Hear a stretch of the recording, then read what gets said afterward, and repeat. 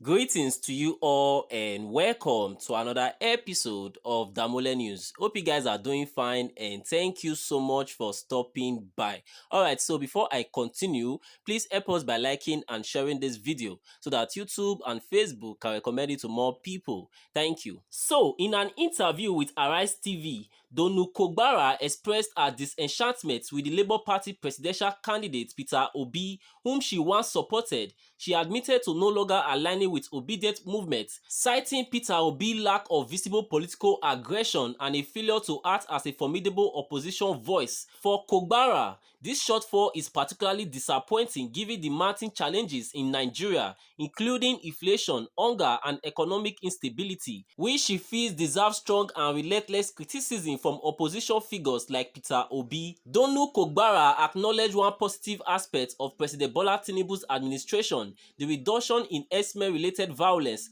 an issue that had previously plagued parts of the country. She commended Tinubu for keeping herdsmen at bay, but emphasized that this solitary achievement does little to counterbalance the numerous shortcomings of his government, from bypassing due process in awarding contracts to the worsening economic climate.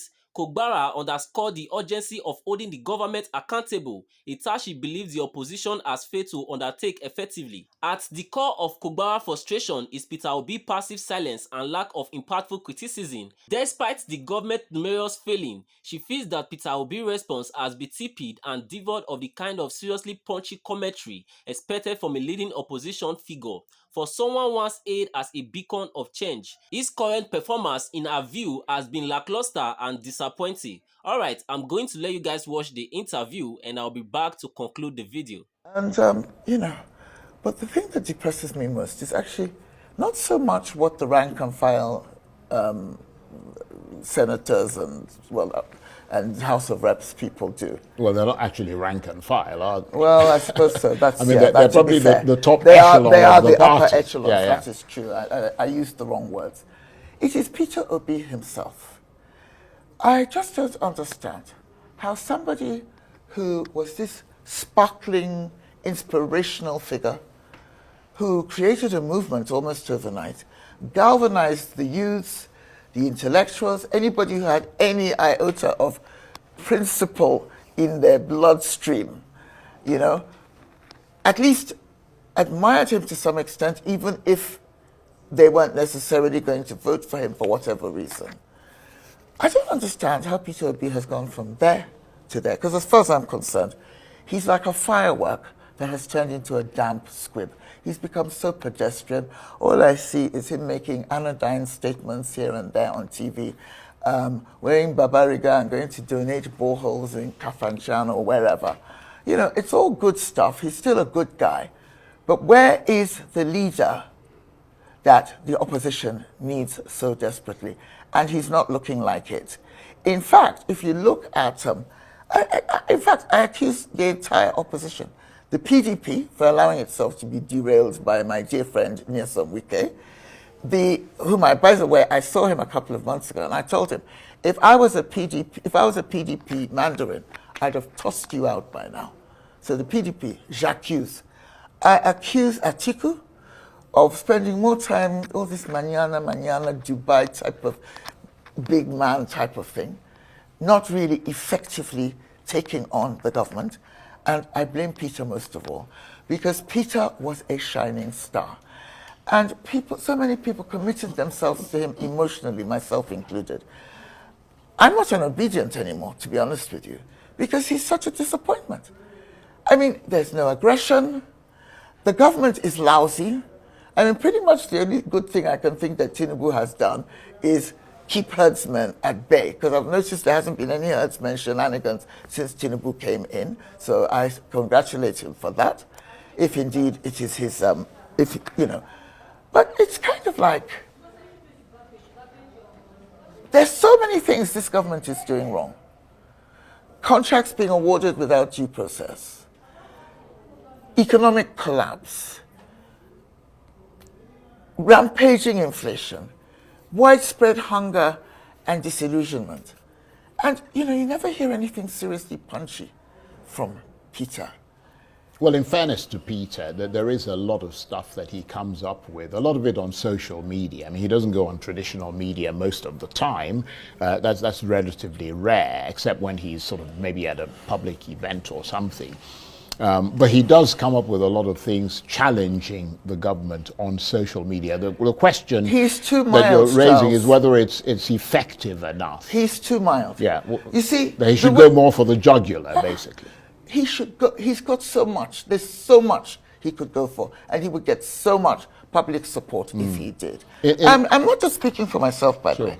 I'm speaking for hundreds of obedience, ex-obedience or current obedience, who are really, really disappointed in him. We don't want a weak opposition leader. He's the star of the show. Atiku, PDP, they should also be doing more. But really, Peter is the star opposition player, and he's not doing well enough at all. Some would argue that there is a lot of behind-the-scenes discussion taking place with the focus of 2027 in mind, that the opposition are trying to realign themselves, particularly the leading candidates, of which Peter Obi is one.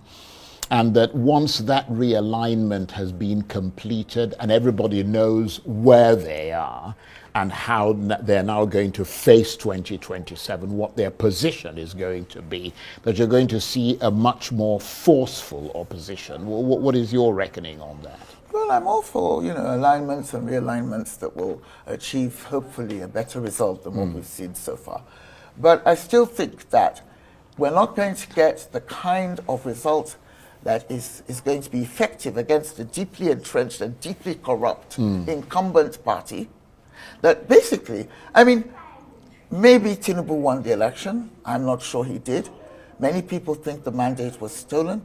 But whatever the case may be, there were a lot of irregularities, okay? So even if Tinubu won, there's so many grounds on which Peter Obi could have been going after him. And I always remember a saying, I am a bit of a firebrand. Look, like everybody else, I can be a coward. I can stand back at times when it is necessary to stand up. But, Peter's a leader, I'm not. Do you know what I mean?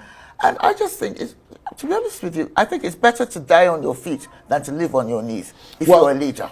Some analysts have alleged that the way the elections went in 2023, or perhaps taking on what you're saying and the way some people think, the way the elections were pushed, depending on your point of view, in favor of the APC, and more recently the governorship elections in Edo and Ondo states, that there is just no chance for any other party in the way they're currently constituted in 2027. And that a lot of these people who are defecting, for example, are simply coming to terms with that reality and positioning themselves in 2027 by joining the APC. Well, I can understand anybody. Like I said, rats have always deserted sinking ships, so there'll always be people like that. But there might be people who leave because they're genuinely fed up, And I think Peter needs to do something. Peter Obi, or should I say Mr. Obi, he's not my mate, needs to do something to shore up that support. Because some of these people might not have left if they felt there was any hope. And there will not be any hope if we all sit back and give up and say, oh, well, APC is too powerful, they're too smart, they're too clever for us.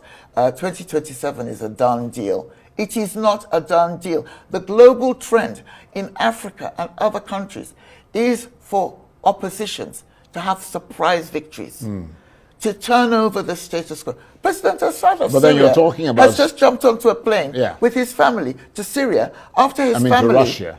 I'm sorry. Yes, exactly. From Syria to Russia, with his family, after his family has ruled Syria for 53 years. All kinds of miracles are happening. In Senegal, a young activist won the election, And John Mahama, we're going to come to that in a minute, actually, so I don't want to jump the gun. There's so many examples of situations in which... So let me get your final word on Labour before we move on. What do you think should happen next? Look, This man won every major city in southern Nigeria. Atiku won Kaduna and one or two others, right? Well, officially, yeah, we can come up with all kinds of fake numbers. Well, we saw the spoiled ballot papers, the mutilated ballot papers. So we know what really happened.